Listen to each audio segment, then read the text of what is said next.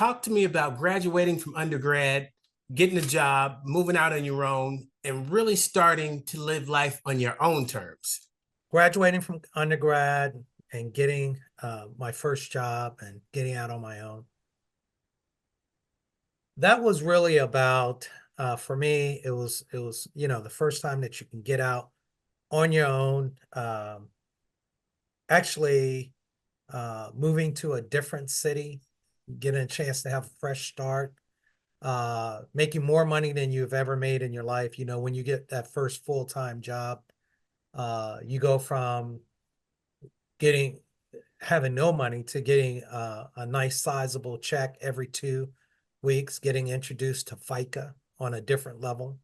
But really having a level of independence that you can go off and do the things you want to do when you want to do it until you get a sense of really understand what it's like to pay rent, or in that case it was rent because I didn't own a place when I first went out.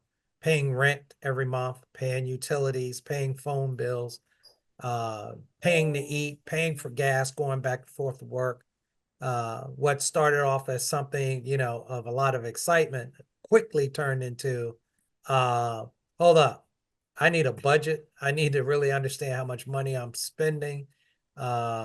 Because while I think I have a lot of money, I'm really not making as much money as I thought I was making when I factor in all those expenses. So it was short-lived, that enthusiasm, but it was great.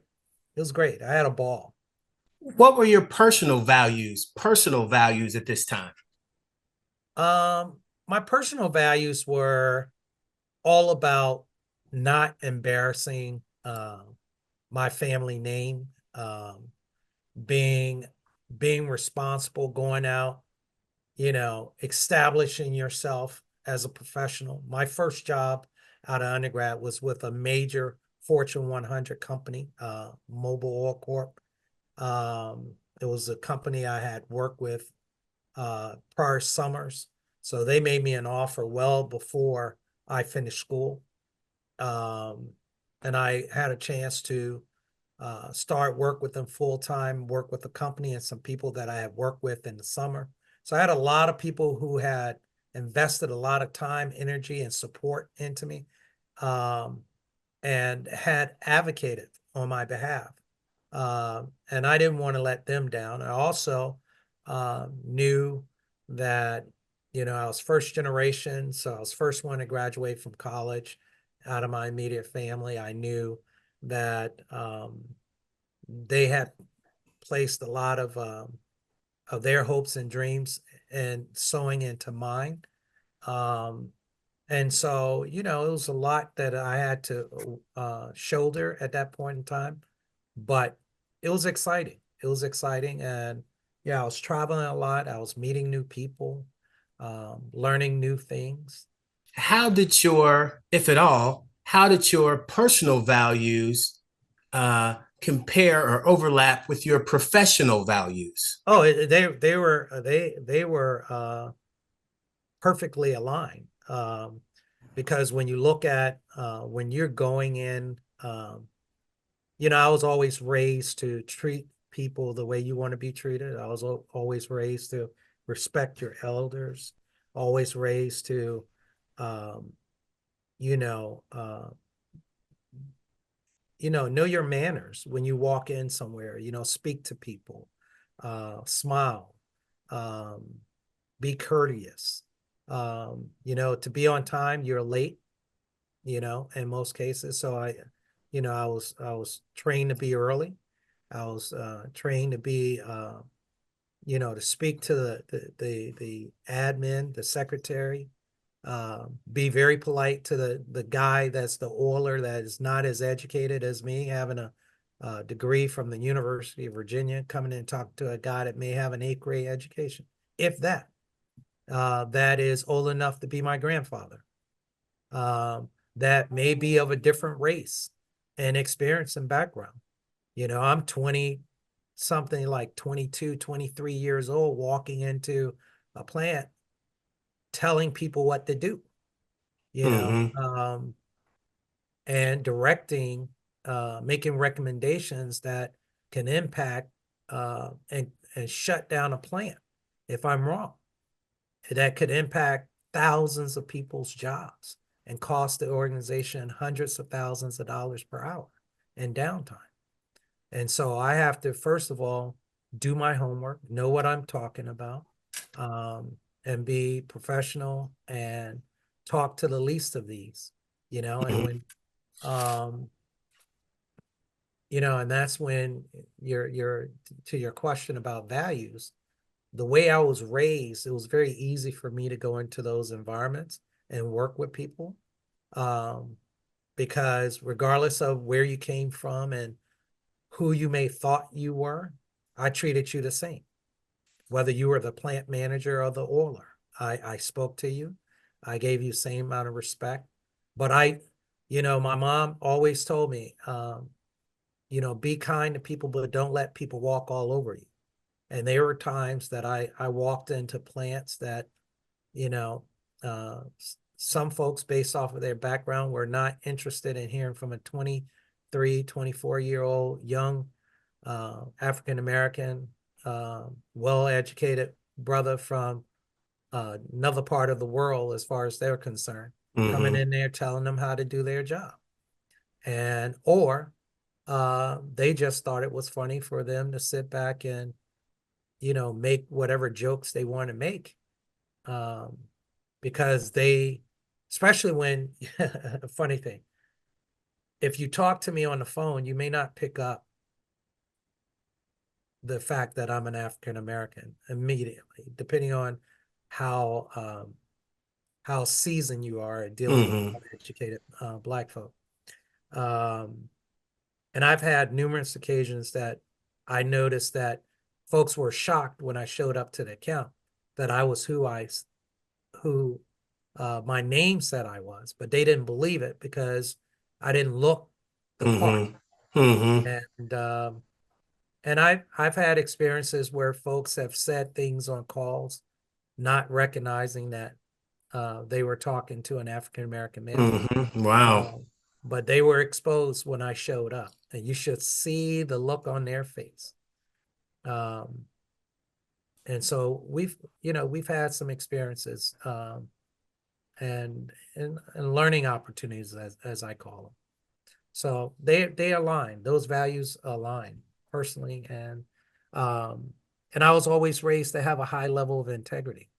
And therefore I took guiding principles with me into my professional corporate life. I would not work for anyone I did not trust or anyone that I lost respect for. Um, and so, and one of the things I hated was or disliked in working in corporate America is when sometimes you may get a boss or someone who make it their business not to be truthful with you. And I've had that happen to me twice in my professional career. The first time that it happened, I confronted the individual and said, asked them a question. And when they gave me the answer, I knew they immediately knew that I knew they had not told me the truth. And they immediately apologized and gave me a good reason why they did not answer my question truthfully before. That one got a pass because we were going through what we call an acquisition, and they were restricted on the type of information. But the second time that this happened, I ended up going to, I reported to an executive vice president, and the CEO basically lied to me to my face, and my boss was in the room. And when I found out, I went to my boss and told him how disappointed and upset I was with him, and told him that I couldn't, in good faith, I could not stay at that company. Wow. Okay. And I told him that he asked me, please reconsider. He valued me on his team. And I told him no. I said, you go tell your boss that he screwed the pooch. I'm out. They tried to talk to me and I said, I'm going to go upstairs. I was a director at the time in the company. I said, I'm gonna go upstairs. I'm gonna set up interview. I'm gonna clear my calendar. I'm gonna set up interviews with all my direct reports. I'm gonna let them know um, what I plan to do. At the end of this week will be Friday will be my last day. And this was a Tuesday. This was a Monday afternoon. Uh, and Wednesday, I had meetings with all my direct reports, understanding what they wanted to do. So I was transitioning them to roles that they wanted to be in. I met with different business unit folks and took care of them.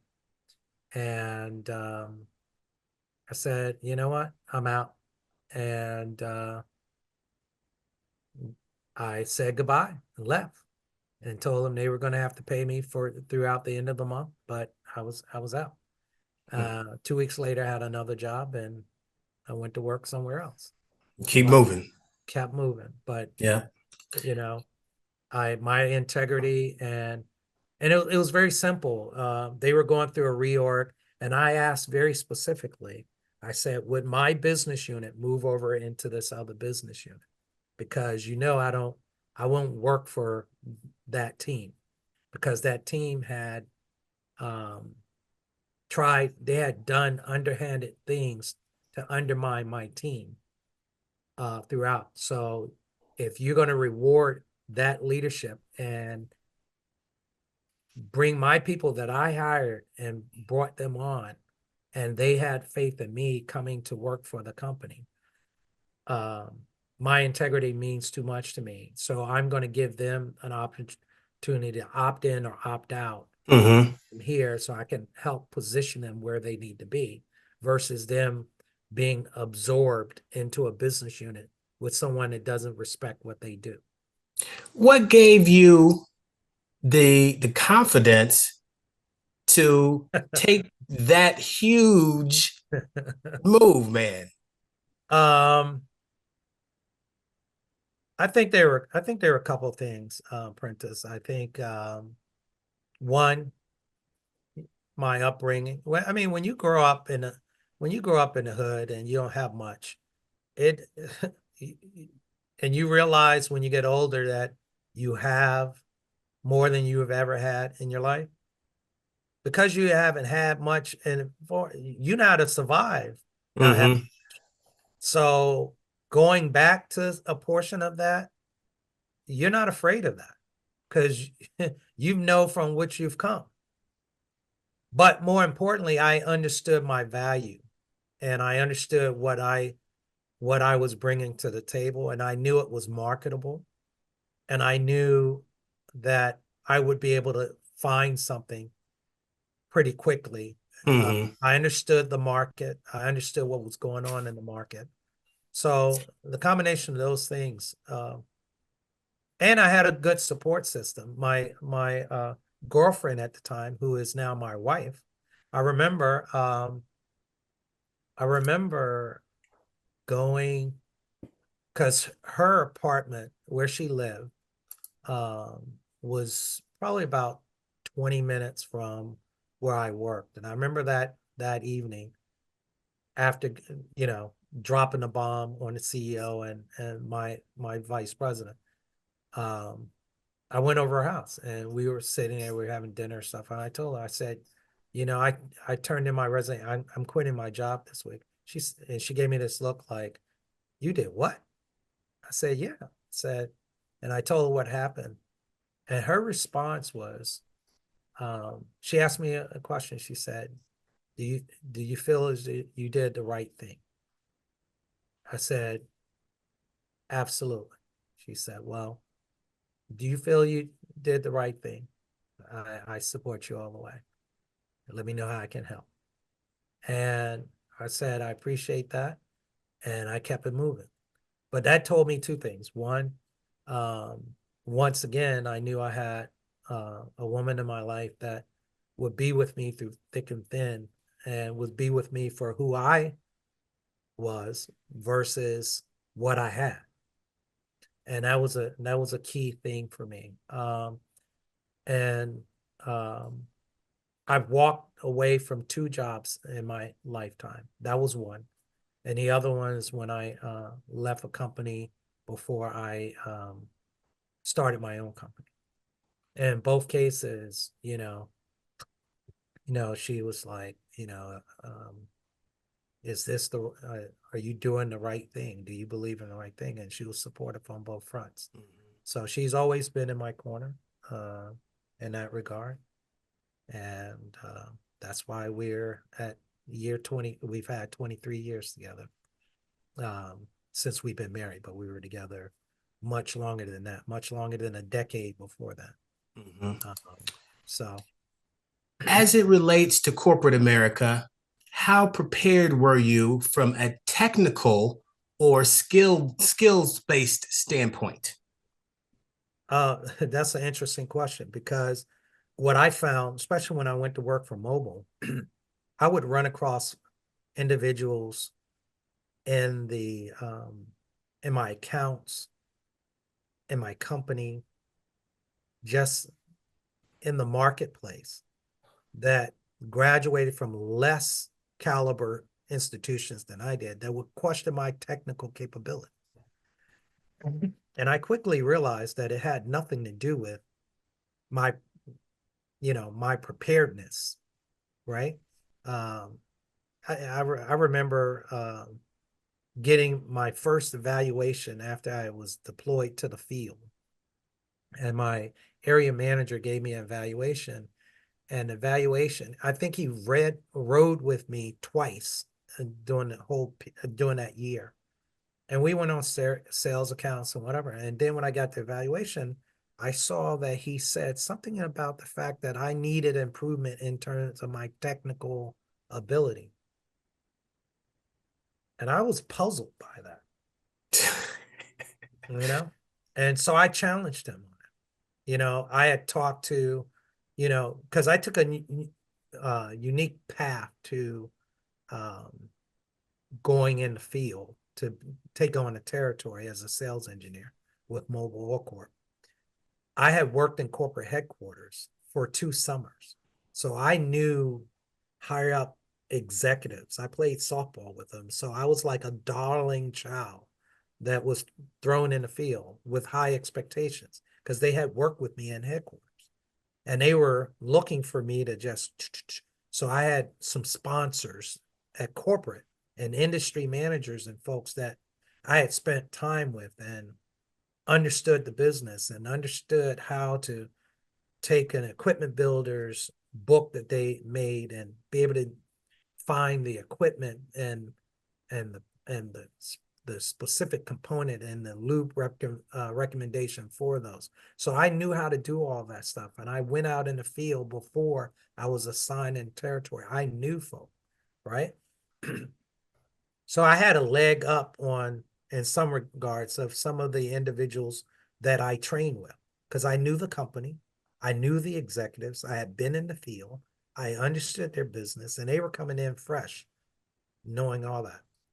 And so I had been with the company in total time over a year and a half before more than they were.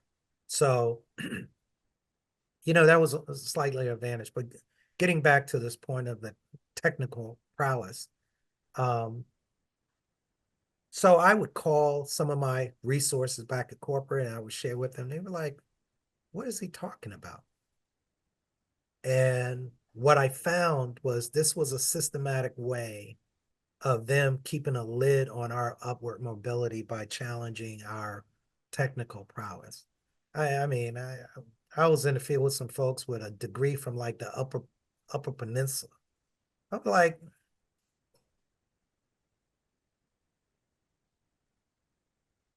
I was like, I'm not having this nonsense. So I challenged it and pushed back.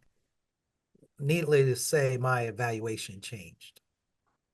Mm-hmm. As it relates to corporate America, how prepared were you from a social and cultural standpoint? Oh, I was prepared. I was prepared for corporate America from a social and cultural standpoint because remember I told you that I interned. When I interned, my first year, I worked for a woman. Her name was Rhonda Cutter. Rhonda had been with the company for a while, but she was really the best manager I could have coming in as a young African American. She was, I don't, Rhonda could have been part Italian or something like that, but she was great. And she took me under her wings and she said, look, you have a lot of talent. She found out I played baseball in high school. She said, hey, the company has a softball team. A lot of senior management folks play. I play. You want to come out and play? I said, absolutely. I went out and play and got a chance to play with these guys. And, baseball, I knew how to play. So I quickly, made an impact and they loved it, loved the fact that I was on their team. And afterwards, they would take me out. I remember we would go out to this place called the Vienna Inn and have hot dogs and Mm-hmm. beers and stuff like that with senior management. I was coming in, when you're hired in at that, I think I came in at like 12, salary grade 12. And then when I graduated the uh, sales training, I think we moved up to a 13. So I was playing with folks that were like 23s and 24s. So they were equivalent of like vice presidents and executive vice presidents, right? They had, they would have hundreds of people that report to them in their organization. And they became supporters and fans. They would invite me to like the executive dining room, or they would be walking through headquarters and they would speak, hey Marvin, how you doing? And other people that have been there be like, looking, double take, like, who is this guy that these guys are speaking to, right? So I learned the office politics and those things. And this was back in the day where we didn't have to type things for us, like our reports and stuff. We had a typing pool. We had a word processing pool. So you want something done, you take it over to them and they would type it up and get it back to you, the report back to you, right? I had a computer, but we didn't do any word processing, write Mm-hmm. letters and stuff. We wrote notes and stuff and gave it to them, and he Yeah, you had a looked up cuss what we were job, saying. man. Oh yeah, I was in corporate headquarters. I was in the world headquarters of Mobile World Corp off of Gallows Road. That's where I was working. Um, and so um, it was great. It was great. So I learned a lot from that. I learned how to navigate. Then the second summer, I had another different manager. This time, his name was Bruce Henry, who was a brother, who I got a chance to see firsthand how he navigated those experiences. And, you know, taking a poor boy from Newport News and explaining me how to play the game and not react when somebody says something stupid, but, you know, get them in the long run. You know, Mm-hmm. Yep. Yep. don't let them see you sweat, Yep. that type of thing. Um, Double down on your work product and show them that through your work that you belong. All right. And he just became a great mentor of mine, and he introduced me to other folks that were successful in there. I remember, I don't need to drop names, but they know who they are. But they looked out. They became part of my network. Even when I went in the field, um, I was able to call them and ask their opinion, and they gave me sage advice. Um, and we still talk today, even Mm-hmm. though I haven't been in the company in over 30 plus years. What are one or two of the most important lessons you learned in corporate America? Um,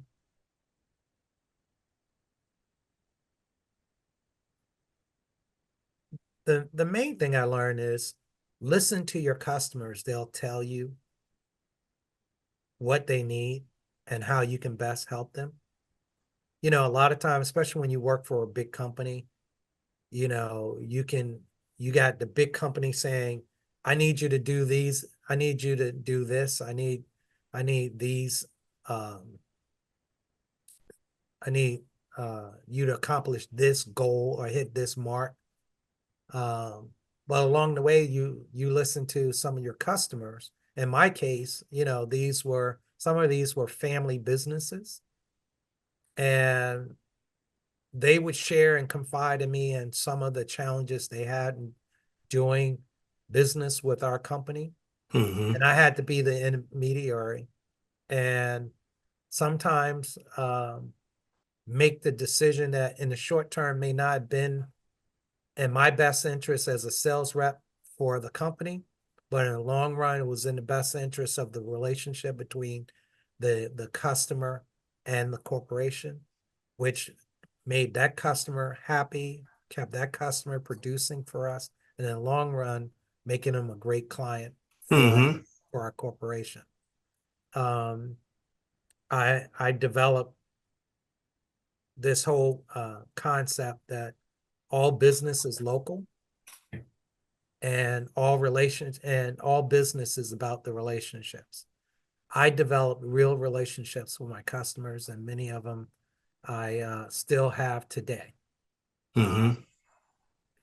Even years after, decades after I left mobile, I would, whenever I was in San Diego, Southern California was my territory. I would still visit some of my customers, became close to their family, became like an extension of the family. Mm-hmm. In fact, when I made the decision to come back to grad school and I was leaving California, one of my customers pulled me inside and said, look, how are you going to pay for grad school? And I was sharing with him. He said, well, if you need anything or if you need my help, I'll write a check. I'll help. And Wow. that just told me right there that um, that was a real relationship. He Mm-hmm. said, You were doing and something the right way. well, he said I was the first rep that came in and listened to him Mm-hmm.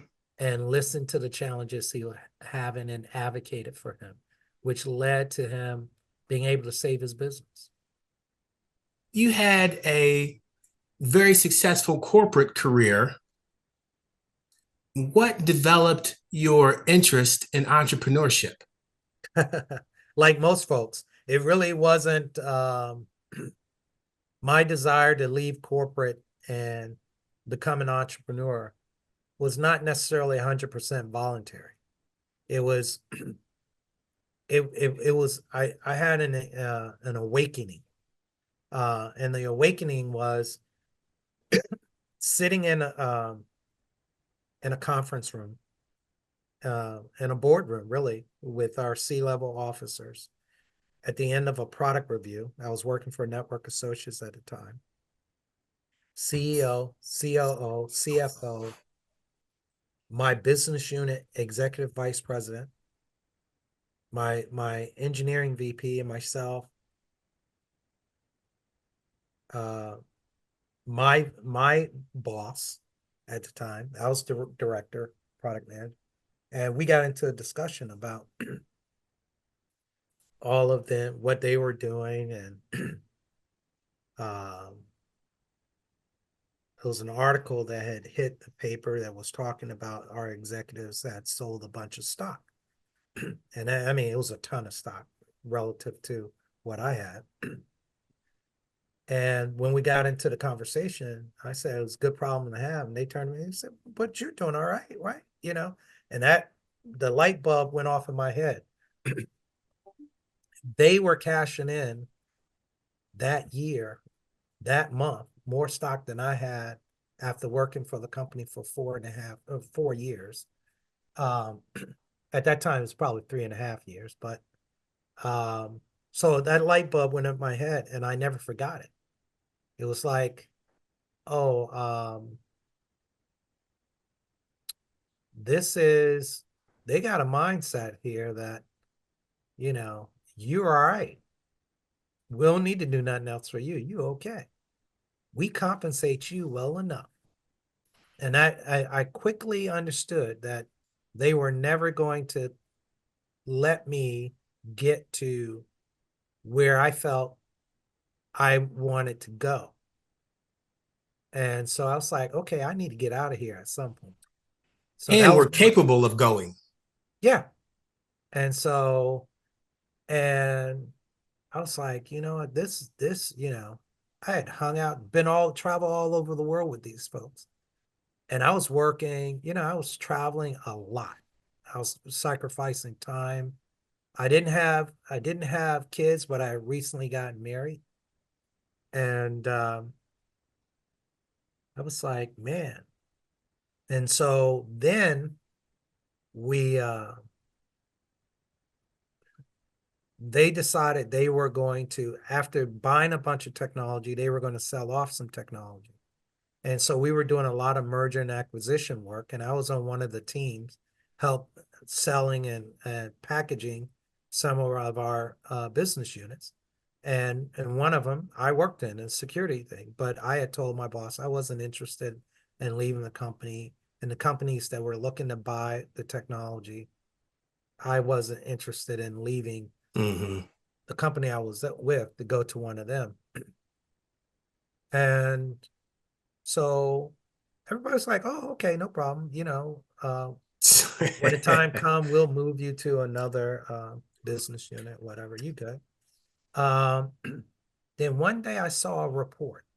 I saw a presentation that probably it was supposed to be in draft form, but the math didn't add up to me. We were doing head count on number of people that were transitioning over to the new company because we were setting up the data room. When you're doing merger and acquisition, you have to set up a data room with all these binders, and the company that or companies that are looking to acquire technology or business unit or company from you, they come in the data room and their experts go through, like, there's a finance man, there's an operation there, engineering, whatever, right?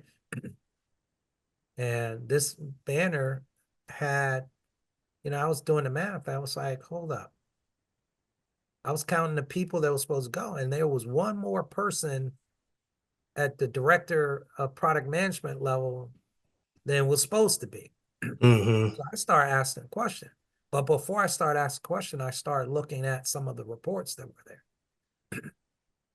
I was like, okay. Um, so now I know that they're playing off, because I was wondering why the owners of the company wanted to meet with me, and I'm meeting with them and I'm talking to them about the person that the people on my team that are going over that with that technology, right? And the person that was interviewing me, first of all, I could never work for them because I could run circles around them. I just didn't think they knew what they were doing. Um, and so he was, he was pretty transparent enough to tell me that he wanted me to come work with him. I was like, not doing it, dude. I got too much at stake, you know. I got X number of stock options that are about to vest. I'm staying till I get that next round.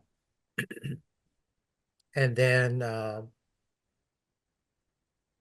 we just went through it, and next thing you know, I confronted uh my direct report that I reported to, and she tried to play the corporate game of, oh, didn't you know? No. I was like, no, no, that's not the plan. And so I had enough relationships in the company to talk to other business units, and I had a very good rotation throughout the company and was basically told, yeah, you got a job over here if you want to come over here. It's like, cool. I was like, okay, well, we'll finish this thing. I'm good. So I let my manager know. Then I start seeing, um, yeah, you have the opportunity, but things were being blocked. Mm-hmm. So they started blocked. So I ended up, uh, leaving the company. Mm-hmm. That's when the writing's on the wall. Oh yeah, I left the company, but I went after them, and let's just say we ended on a good note, um, and parted ways and started my own company. So within like 2 months of me leaving, I got a call from Dell Computing. Dell, uh, uh, one of their senior folks over there called and offered me a director's job and say I did not have to move to Round Rock at that point in time, but uh, could do it. And I contemplated it, and I ended up saying no. And in the interim, I had started to get some traction and started to get my first couple of clients. Um, and then one of my clients reached out to me. She was with Quest, telecom company, Mm-hmm. and they had been contacted about by Black Enterprise about did they know any minority-owned companies coming up, starting their company, entrepreneurs starting their company that they recommend they talk to. And she recommended me, and they talked to me, and then I was featured in Black Enterprise Mm. as an entrepreneur, and they looked at how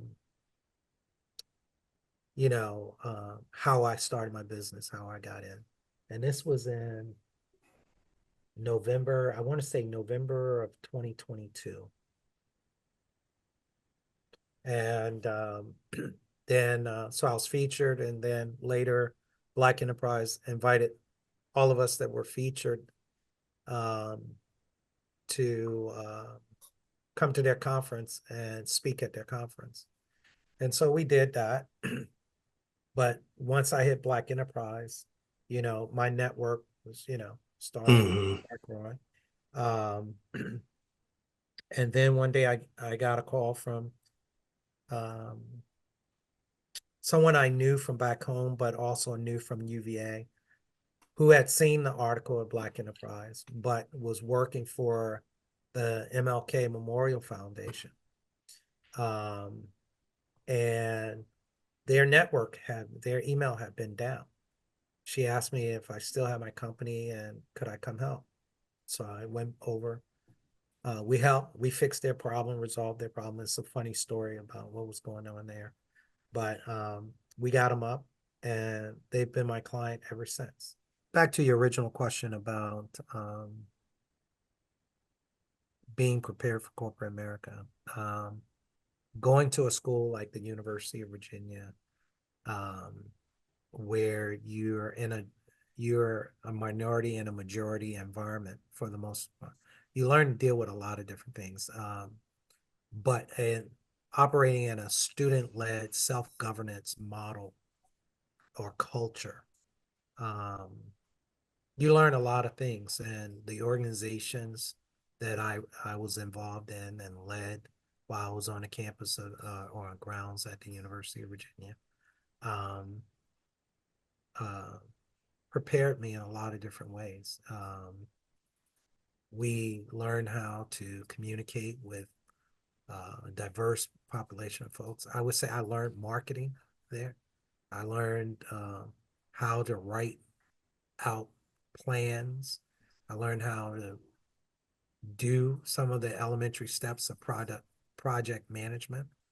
Um, Not knowing that what I was learning at the time, but those skills were honed. Um, like when I was on grounds, we had a thing when I was in leadership role. We never went to meet with a member of the administration or faculty without shirt and tie on. We always walked in with shirt and tie because we were on the mindset, if you want to be treated like a student, you go in like a student. If you want to be Mm-hmm. treated like a professional or equal, then you go in dressed like one. And it was interesting when we showed up for meetings, their their posture changed when you show up and you're dressed for the occasion, or you're polite, you're on time, you have done your homework. Mm-hmm. You're not, you're not demanding things that are not well thought out or beyond their ability to do. You're reasonable. Mm-hmm. Strategic versus emotional. Absolutely. Um, and those things carry on into your workplace, because people come in, customers, co-workers, folks come in with all kinds of mess, and you just got to know how to um, keep a head about you when all around you is losing theirs and blaming on you, and trust yourself when all men doubt you, but make allowances for their doubting too. As an entrepreneur, what have been some of the pluses of running your own business? There are a lot.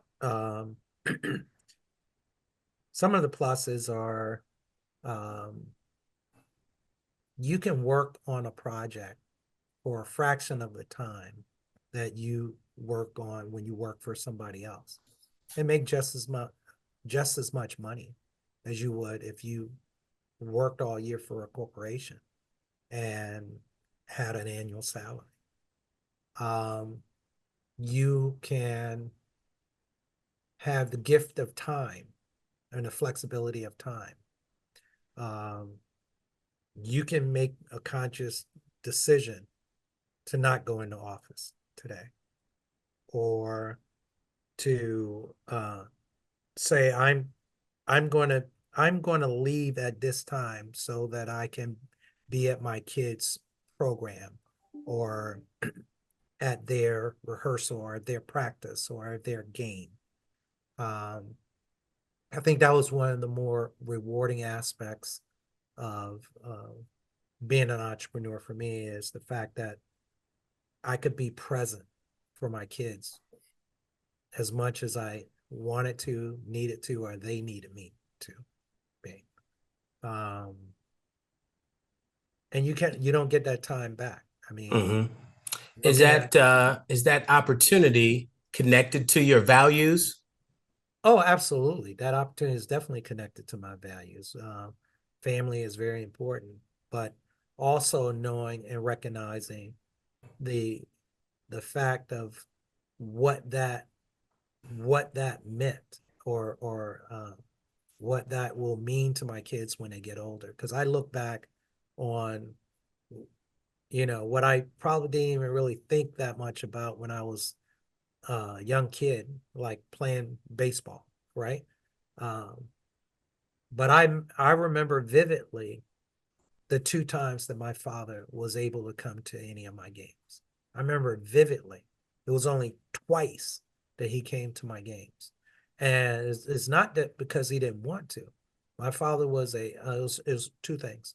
One, my father passed away when I was 10 years old, right? So he didn't have a lot of time to do that, right? But the other thing is he was a bricklayer. So a lot of my sports were during the day or on weekends while he was working. Mm-hmm. Um, and he had to work, right? Um, and so he missed a lot of those. But my mom came. My mom came, even though she worked and sometimes had transportation issues to get there, but she figured it out, and she got to my games. Um, but I didn't really think about it until I got older. And I was like, you know what? Why is it that I can remember the two times that my father had a chance to see me play? It was because it was extremely limited or infrequent. And I made a conscious decision that, you know, my kids wouldn't it would be hard for them to pick the one or two times. that I will be there as much as I could. And in the case of my son, heck, I coached him for many years. So I was at every game. And even now, like when he in high school, and those games start, they're at the field 3:30. Those games start. Some of them start at 3:30, 2:45, 4 o'clock. I'm at every game. Mm-hmm.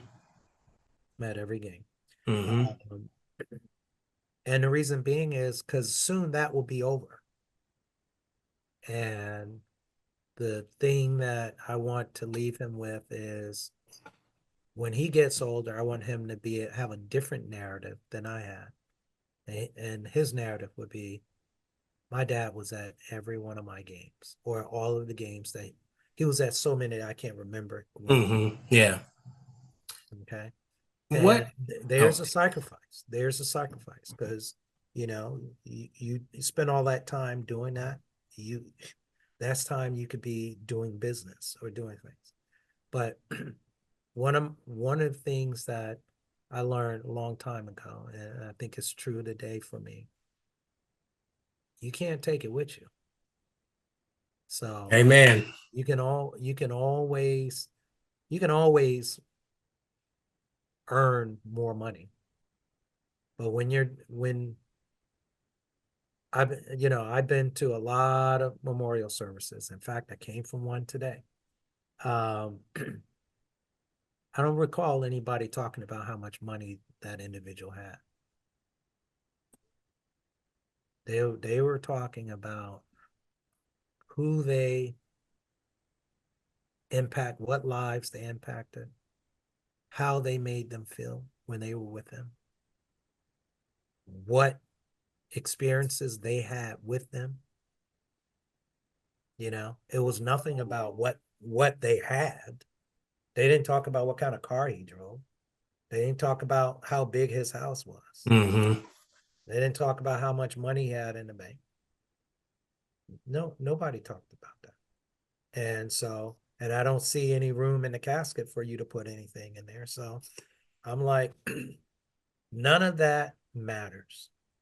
So when you talk about values and alignment, it's on so many different dimensions. It all goes back to just some basic stuff.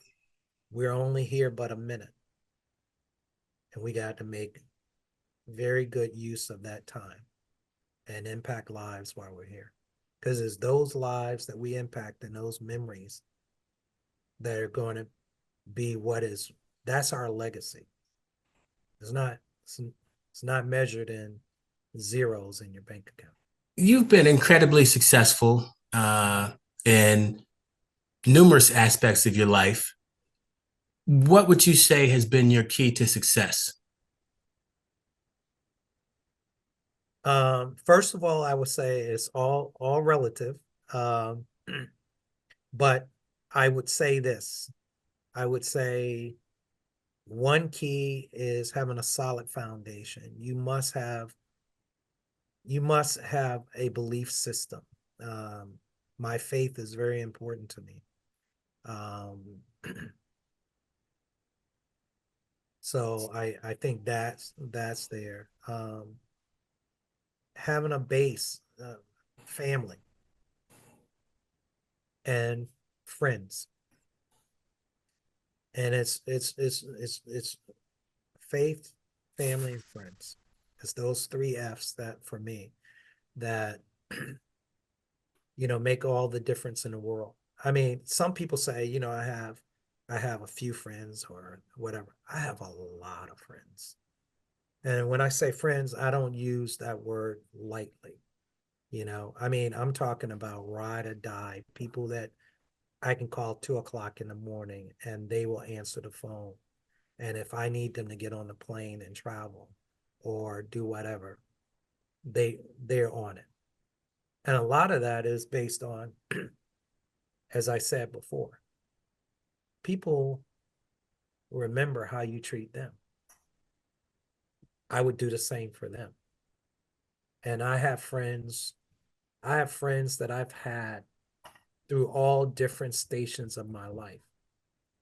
I have friends that been my friends since we were in elementary school,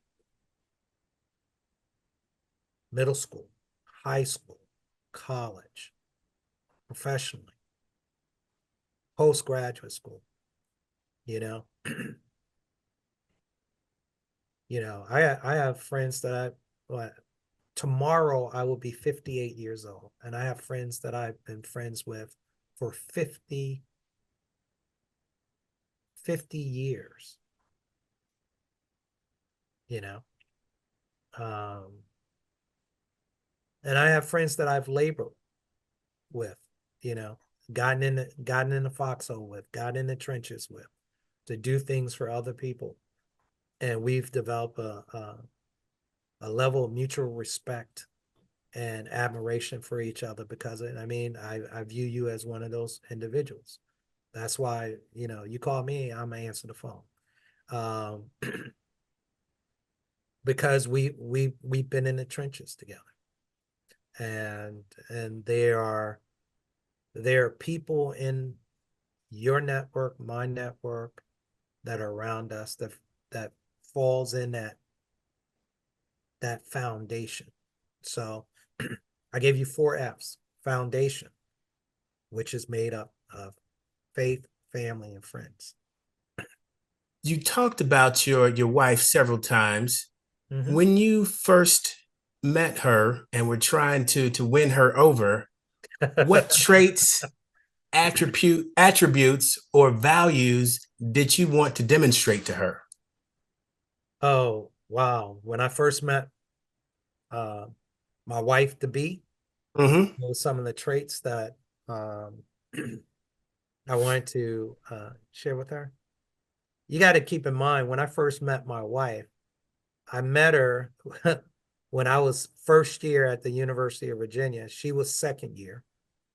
We were on the university bus, and my roommate, Ray Jones, who's my boy, who I just saw recently in Boston, by the way. He came out to see my son play baseball when we were up in Boston. Um, he spoke to her, and I looked, and immediately I was like, she's fine. What's her name? And so I tapped him. I said, introduce me. So he introduced me. And she said hello, but she really wasn't paying me any attention. It was nice. But I saw her again, I think at the library, and I tried to talk to her. I knew her name and would talk to her. She wasn't having any of that. And, me and my roommate, we were first year, but we were out. We had a great time. We had reputation, pretty well known.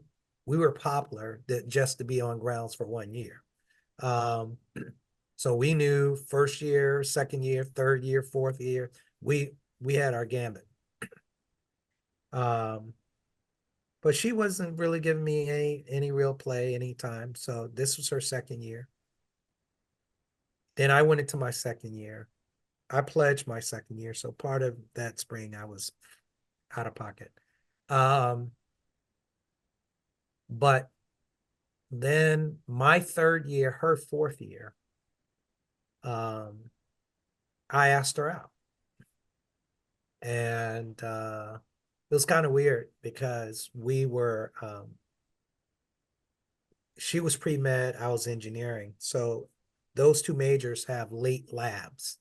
So it's not uncommon for you to be coming from the chem building or engineering buildings like 4, 5, 6 o'clock in the evening or in the afternoon.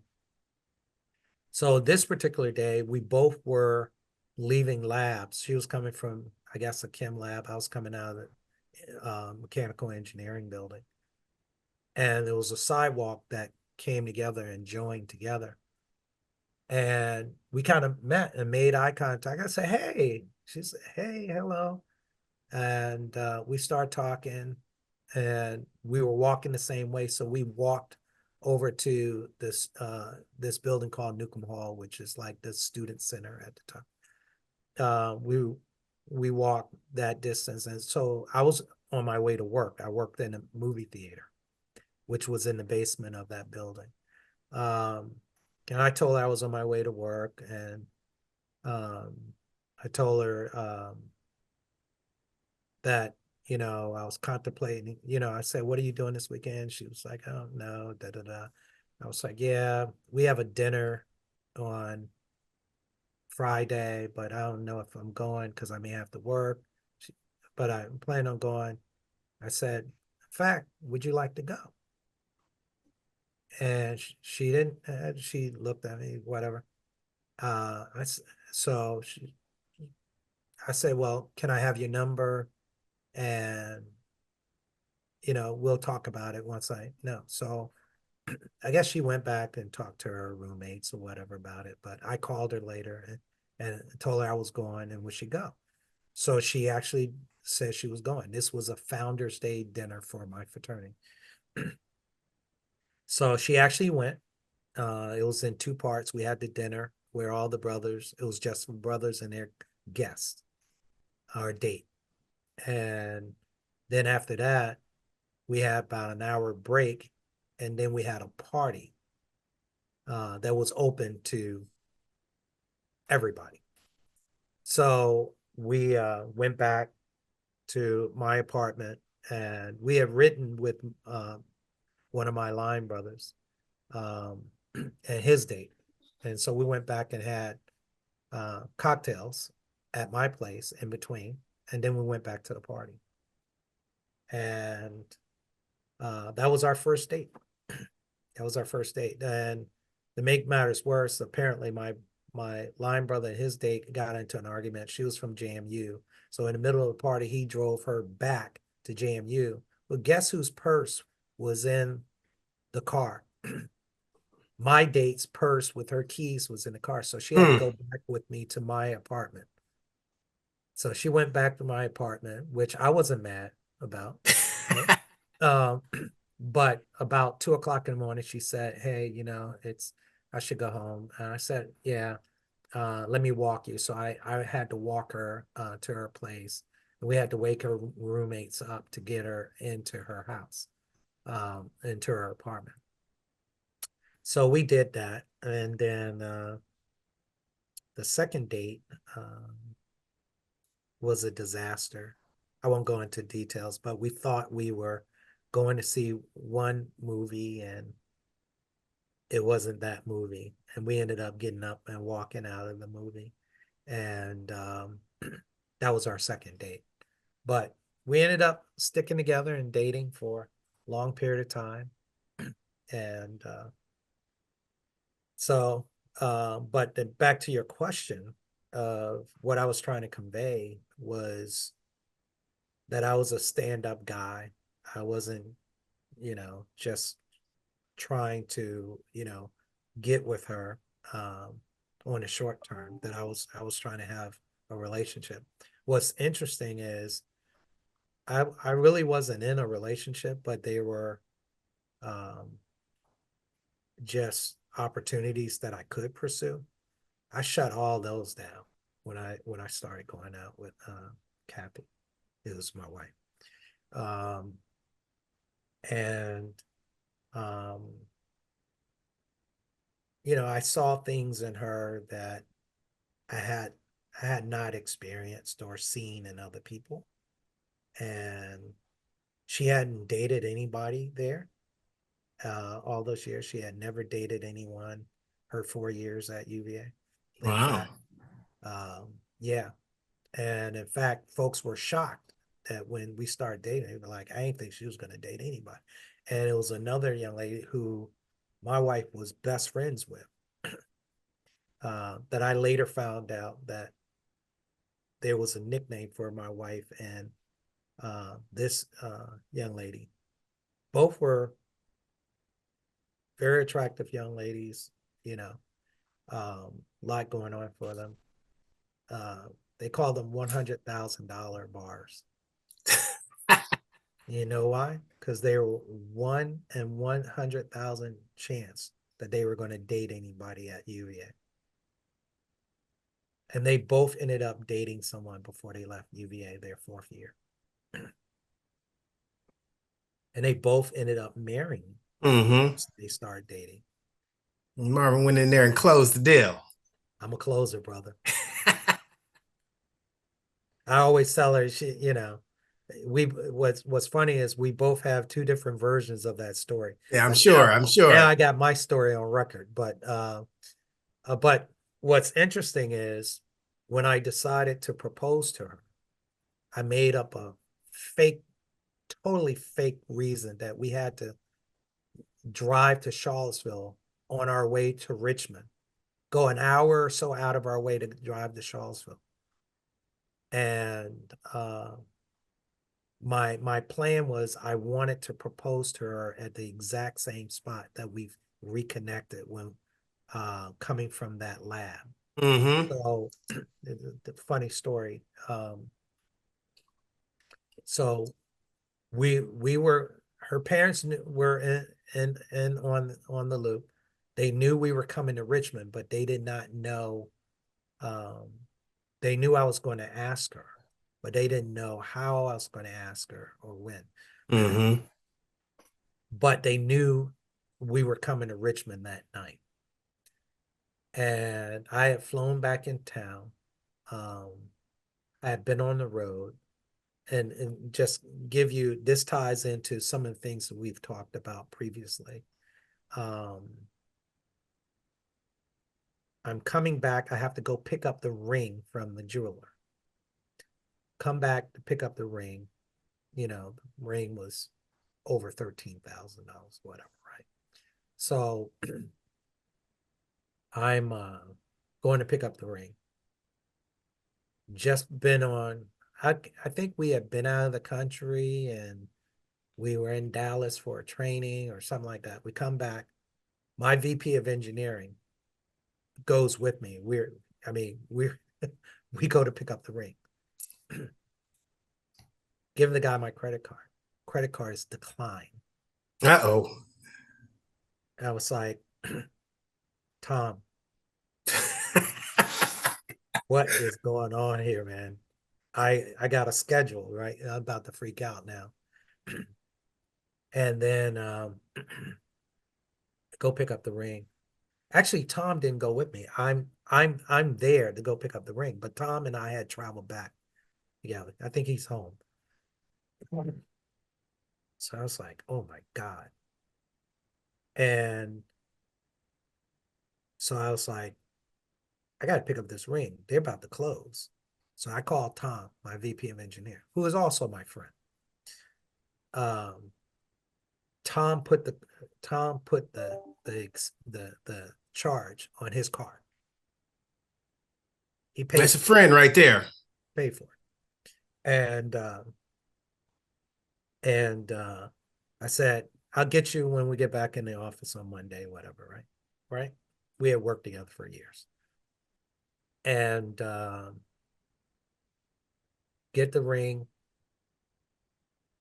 propose, all gravy, right? But I get the ring. So I get the ring. We're leaving Maryland. It's pouring down, raining. I mean, it is pouring cats and dogs. And we're driving through it. We're on our way to Richmond because everything is set up. Then we get to Charlottesville. Stopped raining. So I was I had it all planned out. So I started this age-old argument about how she waited for me. She saw me out of corner of her eye, so she slowed up to wait for me. And she's like, "No, you sped up, or you basically." So I said, "No, we'll settle this right now. You get out where you were, and I'm gonna get out. And we'll walk down the thing, and we'll see who gets to that intersection first." And so when she got to the intersection, I got down on one knee and proposed. And then we got in the car after she collected herself and drove to drove to Richmond. Her parents stayed up, waited for us to come in, and showed them the ring and all that great stuff. And on we go. In determining if she was the right one, what attributes were you looking for? Um, I was looking for someone that didn't have family drama, daddy issues.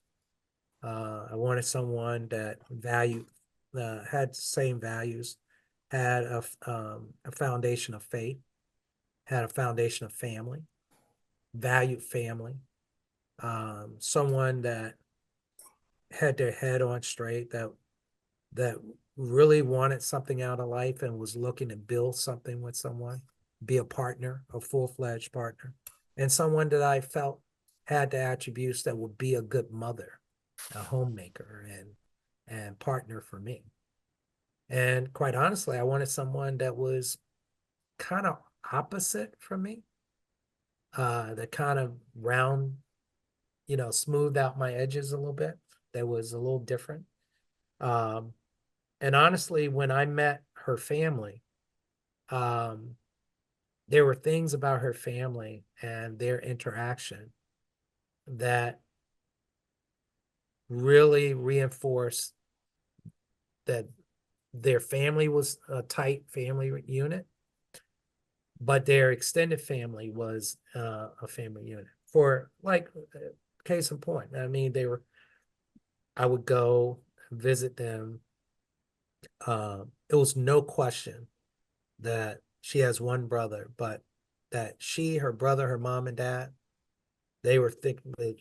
They were like this. They were Mm-hmm. thick as Steve.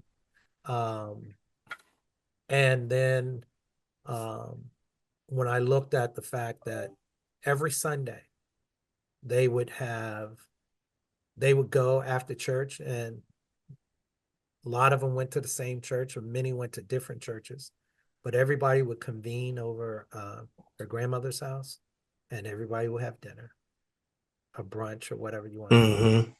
Mm-hmm. Prayer and scripture was rooted in everything that they did. Um, just just good people, um, and they treated me well, um, and you know, and she was very committed, loyal committed to the relationship. I never had to worry about you know anything. Mm-hmm. Um, and so those were, I mean, those were the attributes that I was looking for. Um, you know, and the main thing is, hey, I someone that I could be who I am and who I was with them and be totally fine with it, you know. How many children do you have, and what values do you want to instill in them? Um, I have to answer your question. I have two children. I have a daughter who's now 20, soon to be 21 in January. Um, and then I have a son who's 17. He won't be 18 until next March. The values that I want to instill in them are the same F's that I gave you before: faith, family, and friends. I want them to have that foundation. I want them to understand the value of that. Um, I really want them to understand that in life, that you can be anything you want to be as long as you wanted to put in the work and the time to achieve the things that you wanted to achieve. Don't let anybody tell you can't do something that you want to do. Don't let anybody um, hold you back, or rain on your parade. Do what you think you need to do. Um, and then the other thing that I will say is I want them to understand that they have a commitment to each other. That My wife and I, we would love to be here as long as we possibly can, but we ain't going to be around all the time. Mm-hmm. And Mm-hmm. and when we're not, they have the basic things that they need, the tools in their tool belt to navigate this thing we call life on this side of glory. And then in our choir we sing uh, when we meet again on the other shore. Uh, you know, um, we won't be the only ones saying well done. We, you know, and so we want to make sure they understand that you have to put in work, but they also understand the joys of life. I want them to understand the joys of life. Life is not just about work. It's about taking time to smell the roses and enjoy life along the way. Mm-hmm. What does being a father mean to you? Well, being a father means everything to me. Means being a protector, a provider, um, a rock, a foundation, a sign of strength, um, a guardrail. Um, I like to think that I'm a sidewalk in some cases. I'm a pathway. I'm a tree branch. I'm all those things. Um, my job is I'm an off ramp off the highway. If they need to get off the off ramp and regroup, pull over to a rest stop, they can come here and get that. Um, um, a branch or of a tree. There are things that are part of my network that I can extend and make available to them. The only thing I do is reach out and touch somebody and make them available to them. Guardrail in a sense to provide sage advice, um, throw up caution flags when I need to, but let them live their lives and and and move at the pace they need to move.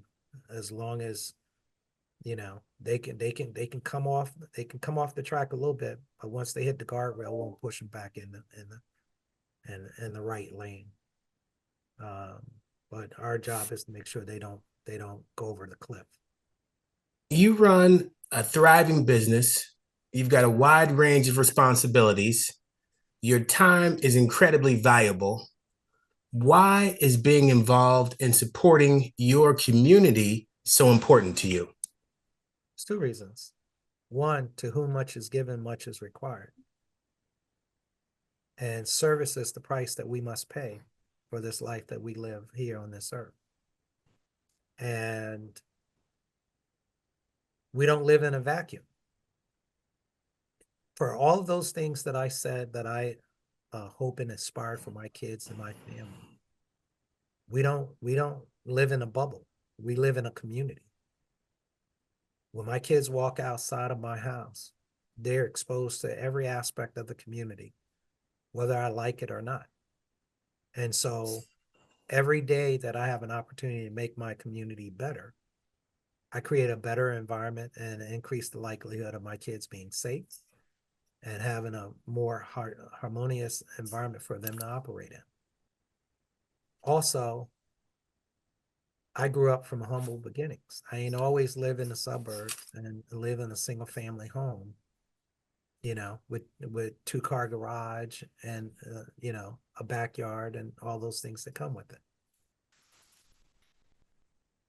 There's a sense of responsibility that I have that I want to make sure that every young man and young woman, regardless of race, color, creed, sexual orientation, or what have you, just every child have an opportunity to fulfill their dreams and have those basic necessities and an opportunity to live in the environments that they want to live in and feel safe and do the things that they want to do and have peace. And I've been blessed enough to be in a position to provide that for my kids. Um, my mom worked hard to make sure that, you know, we had. Um, as one of my friends and I were talking about, um, we might not have had everything that everybody else had, but we had a house full of love, and people felt it when they came to our house. In fact, I kid you not, one of my friends that I've been friends with for over 50 years shared with me the reason that he enjoyed coming to our house was because every time he came to our house, he felt loved. Mm. Because he said, you know, that's what he got from my mom. He said, shoot, your mom gave me more love than she gave y'all. I said, I don't know about all that, but okay. Um, but I understood what he was saying because if he came over and when he was at our house, make, she would take special attention to ask him, now, do you need anything else? Hmm. Did you have enough to eat? I'd be like, you ain't asked me. Yeah. But she felt like, hey, if I wanted something else, I would go get it. Hmm. Wouldn't. So she wanted to ask and let him know it was okay, you know. Um, but yeah, that's what I would say. Yeah. When did you join 100 Black Men, and what roles have you served in? That's I joined 100 Black Men in 1999. Um, after it took me a while to join, actually. I knew all of the guys that many of the guys that are the founding members. I knew them. The founding president, James Waller, was my dorm advisor my first year at UVA. And many of the founding members are were his chapter brothers. They were all Kappas from UVA. And then one of my fraternity brothers, Bill Highsmith, was one of the founding members. And Godfrey Maynard, who I knew, um, all of them, we had interacted in different spaces, but I knew of them or knew them. Um, so when I first was invited to take a look at it, I didn't join immediately. I thought about it a little while. I was busy. I was working. I was working for Network Associates at the time. So, um, in fact, I was working for Trusted Information Systems at the time when I think I was first exposed, and we were being acquired by Network Associates. So I was busy. Hmm. But in 99, I joined. Um, and I came in, and John Peoples and Dez and Barry Hudson, all of them were in.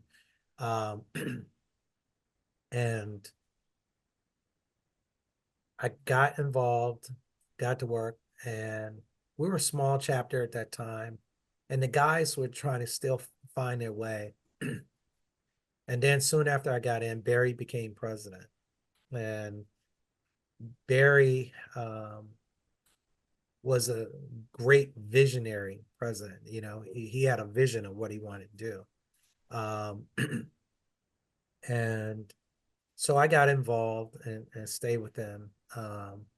But then, as I mentioned, I was working for Network Associates Corporate, and I was traveling a lot. I wasn't around a lot.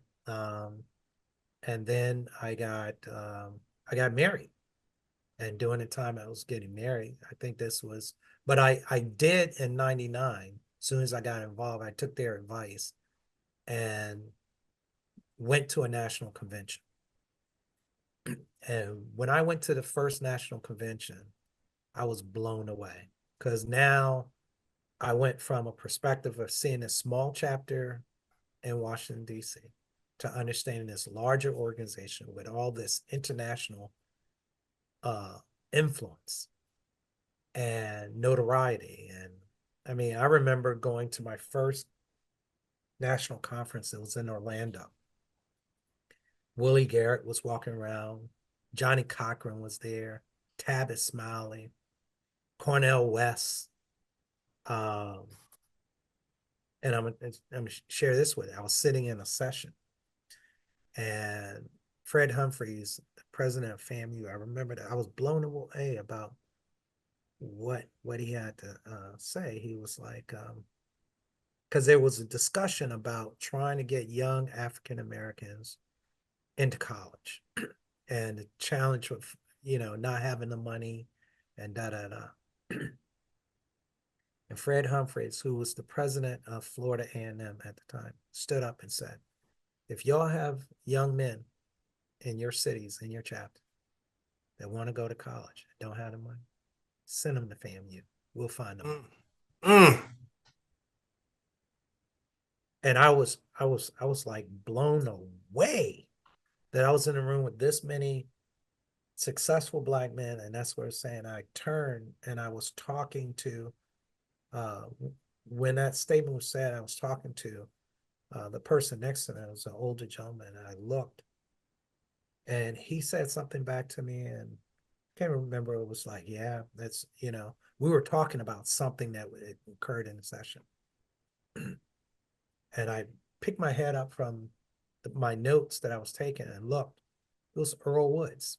It was Tiger Woods' dad Mm. sitting right Wow. next to me. I was like blown away, right? Blown away.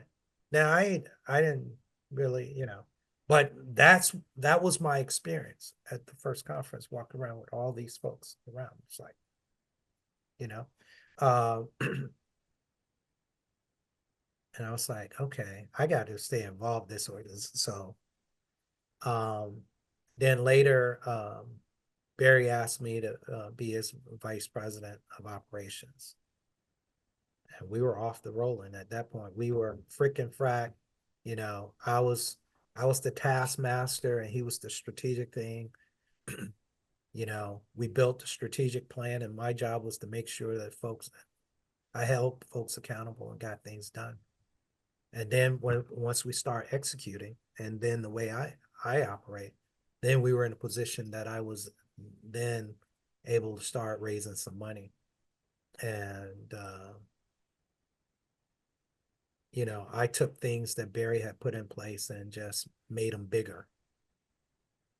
And then Barry got involved on the national board, and I saw how that worked. And then I ran. Ironically, even though they say they don't like to have multiple people from the same city or state or chapter on the national board, Mm-hmm. with the exception of Atlanta. Surprise, surprise. Yeah, Atlanta, they're gonna have 10 people on the national executive committee, and nobody complains about that. Um, but so they used that against Barry. Barry ended up losing. I had enough support, and I ended up winning. Um, and then I went from member at large, did 2 terms there, to then doing vice chair of development, and from there to vice chair, when we went from 4 vice chairs of development programs, finance, and operations to just one. We rolled all that into one vice chair. And I served in that role for a term as well. And so I've been involved since 99. Um, really enjoy the work that we've done and the lives that we've impacted. 2010, I became a master mason. Um, I was really inspired to take a look at this organization by watching and uh, my wife's grandfather. Mm. And it was interesting. It wasn't until he passed that I saw the Masonic service at his gravesite. And his and I was blown away. And this is someone that is a member of a fraternity, whatever. And what blew me away is um, everything is done from memory. Mm. The entire thing, Hmm. the entire thing is done from memory.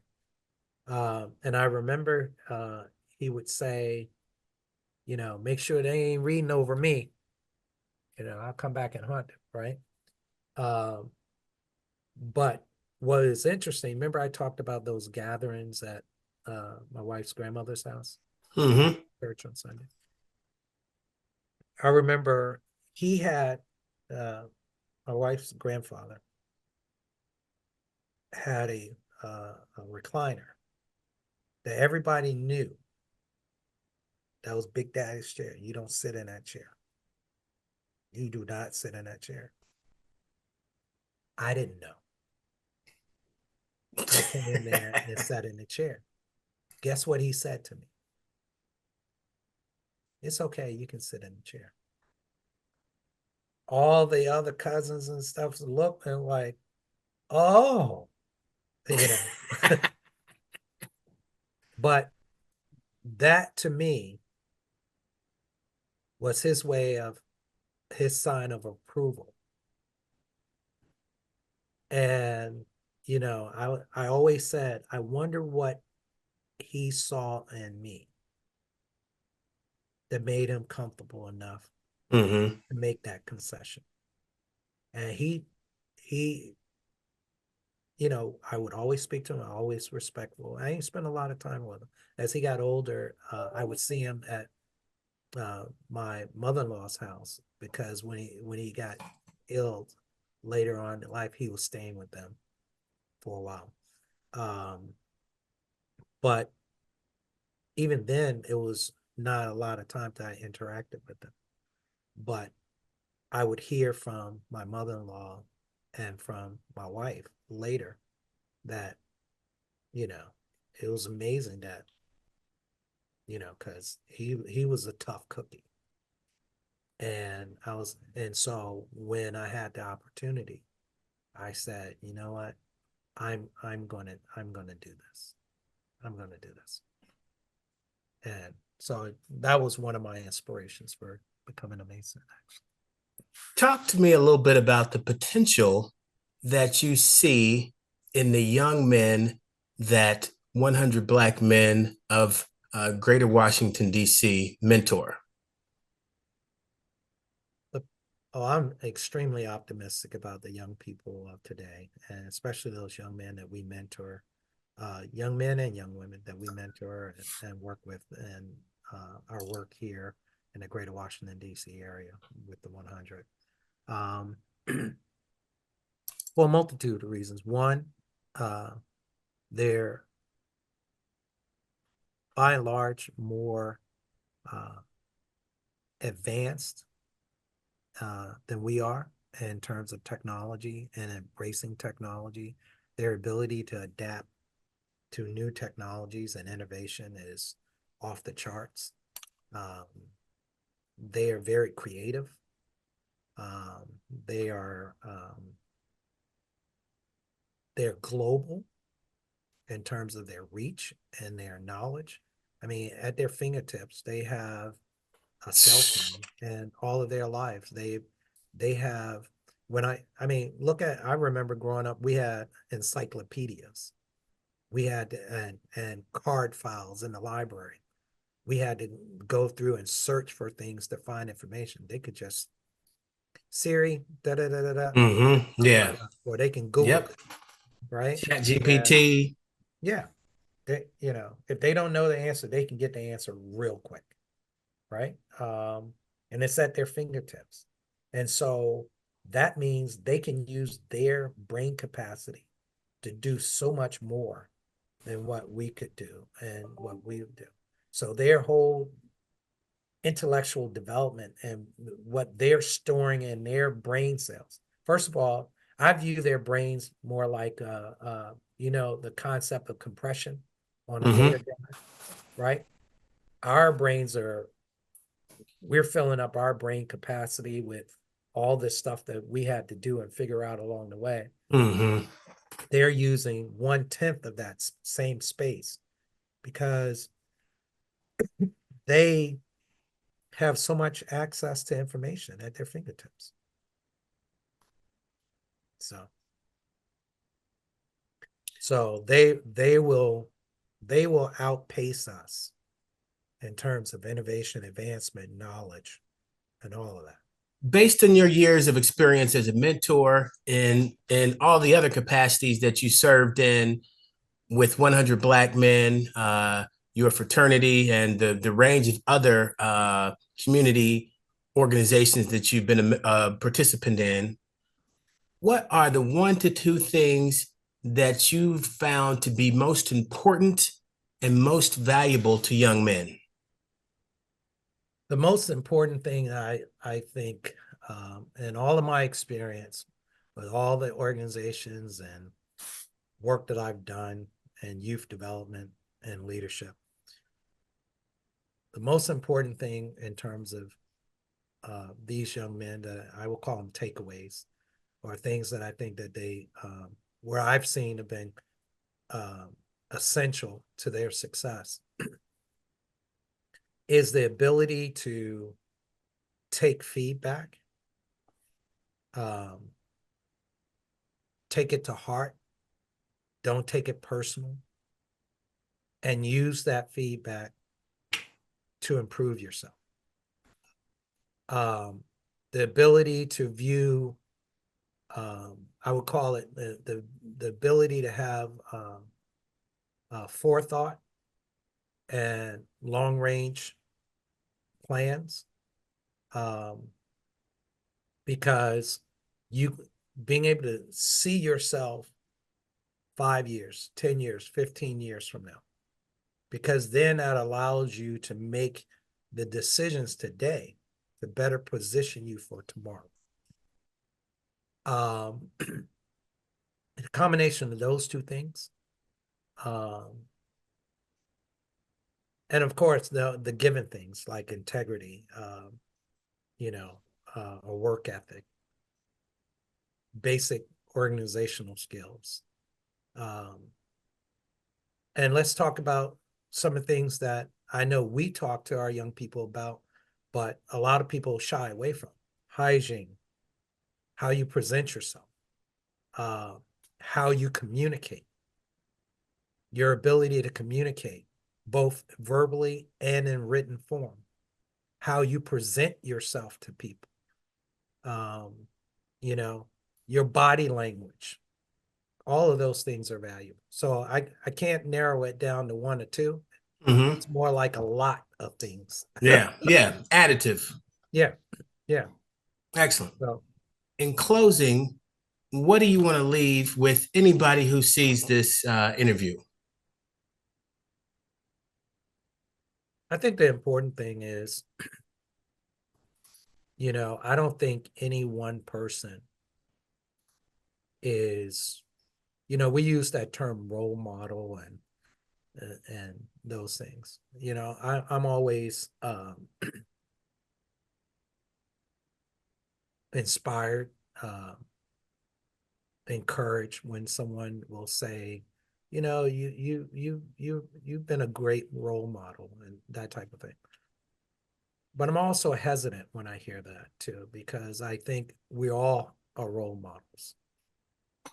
Um, we just have, they're good role models and bad role Mm-hmm. models. And I say that because we all have a role to play and someone is always looking. The question is, what are we projecting and what are we showing other people? And, you know, um, I just want to make sure that when individuals look back on the work that I've done, that they say he did his best. He did his best based off what he had, to give, because it's not what you have, it's what you're willing to get. And and you know, one thing we you don't get back is time. You don't get that time back. So it has to be well spent. And I like to say the things that I choose to spend my time with is well spent. And I try to show, because I know sometimes it frustrates our wives when we are away from home and we're doing other things that they may not have a full, I won't say they don't understand. They just don't have full appreciation for the impact of what we're doing. But when they see it, they understand it, because there's no better nurturer or mentor in a family unit than a mother. But I will say, when they see it, when they see the results,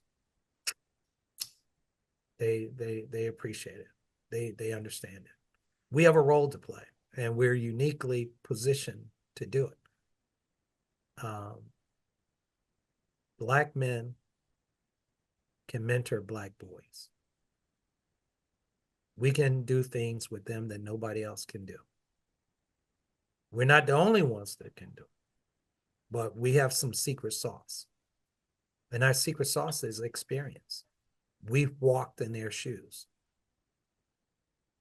And if they listen, they can walk in our footsteps, but they can navigate some of the landmines that we may have stepped on. And so I challenge and encourage them to do that. That's what I want. Marvin, I cannot let you know how thankful I am to have been able to spend this time with you, man. Uh, I consider you a mentor, a role model, and a friend. And it has been a pleasure to be able to spend this time and to get to know you better and hear all these great stories, man. So I Yeah. thank you very much. Well, I appreciate you taking the time. I believe in what you're trying to do. I agreed to do this on two different levels. One, it's good for me to talk through some of these things. And, I intentionally didn't even look at your questions that you sent me in advance, because I wanted to give you the rawest answers I could Mm-hmm. give you. Thank you. Secondly, I heard your passion and what you're trying to do, and I wanted to be a part of helping you if I could help you achieve what you're trying to do. High tides lift all boats, so I just want to be that tsunami that create a high tide for you, so that you can achieve your dreams. So happy to do it. And any way else I can help, let me know. I'm looking forward to seeing the final project. Mm-hmm. Yep. Coming soon, man. I'm gonna send it. And doing it the right way. I'm And gonna that's send why it it's to my taking a little greatest time. critics. I'm gonna send it to my greatest critics, my wife and kids. Yeah. And Yep. oh my God, if I Yeah. survive that, oh my God, Ah, because no, I think you'll like it. I think they'll like it. And you're a good man. And I don't say that lightly at all. I You're a good appreciate. man. I have a lot of respect for you. Well, I appreciate that, brother, and coming from you, that means a lot. So I appreciate that. God Excellent. bless you, man. Take care. You Take care of too? your family, and be in touch, brother. Oh, most definitely. Most definitely, man. Appreciate All it. I'll catch you later. right, brother. Be good.